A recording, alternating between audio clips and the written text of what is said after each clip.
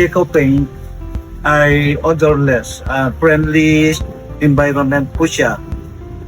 Ang napansin ko po, kapag yung gustong mamintura sa loob ng bahay nila, ito po ang pinapasa namin. At nagiging mabenta naman dahil unang-una, wala siyang amoy. Madalang matuyo, maganda din sa kahoy, maganda din sa bakal, at sa semento. Pwede po siya. Yan ang magandang pamintura.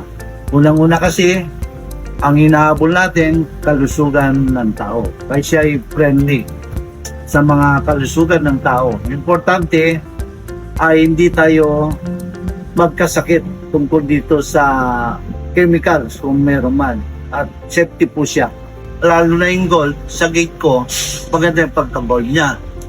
At saka yung mga puti, nagawa ako ng gray at hanggang ngayon, makapit naman.